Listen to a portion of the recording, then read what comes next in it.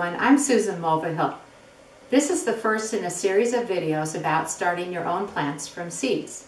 What I wanted to talk to you about now is the types of supplies that you will need to do this. Now obviously you're going to need some seeds, so one of the most important components of it is getting some type of a container to start your seeds in. So this is known as an insert. You'll find them at garden centers and nurseries. They come with all different amounts of holes in them. This particular one actually has 72 holes, but you can find ones that have larger openings and hold fewer seeds. They come with holes pre-punched into the bottoms of the inserts. That's really important because you want the soil to drain well. You put these inserts into a flat. Flats come either with or without holes punched in the bottom, but because I'm growing my seeds indoors in the kitchen, I don't want water draining all over the place, so I buy ones that do not have holes punched into them.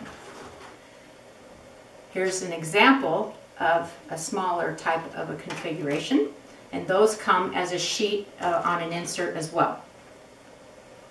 This is made by Jiffy, and it is a compressed peat pot.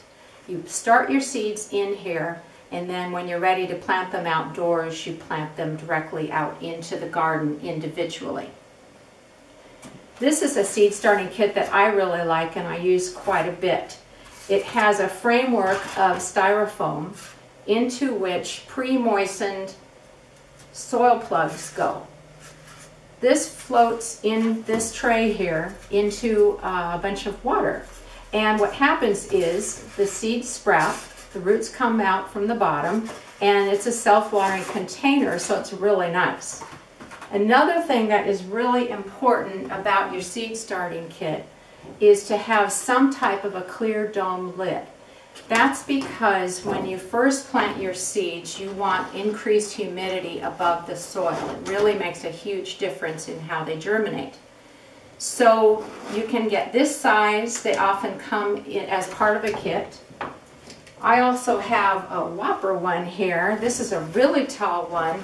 Let's say I was starting pole beans, which are quite tall seedlings, but not all of them have germinated. Instead of having the poor little plants banging their heads on the top of that, I can use something taller like this. So that's a really nice thing to have.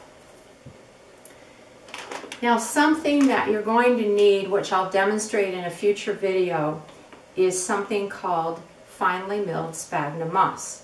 This is something you can find at a well-stocked garden center. It's inexpensive, and one bag will probably last you your lifetime. I've had this bag for forever. And what I use it for is once I have planted everything, I lightly sprinkle this over the top of the flat. What that does is it prevents a nasty fungus from developing. It's called damping off, and it will wipe out a flat of seedlings before you know it. So it's something it's like a little bit of insurance to have. Now obviously when you're planting your seeds, you're going to need some type of a seed starting mix. It's also often called germination mix. And it tends to be a combination of peat moss, maybe some perlite or vermiculite, and it's very light and porous. You do not want to use garden soil because it will compress, which will be a problem for drainage. And also, garden soil can have different types of diseases in them, and you want to get your seedlings off to a good start. Now one other thing you're going to need once your seedlings get up and they have a few leaves growing on them is to lightly fertilize them with a water-soluble fertilizer. I tend to use Alaska fish fertilizer because it's organic. I can do a very weak solution and the seedlings do great. So stay tuned for the next video and I'll show you how to plant leeks.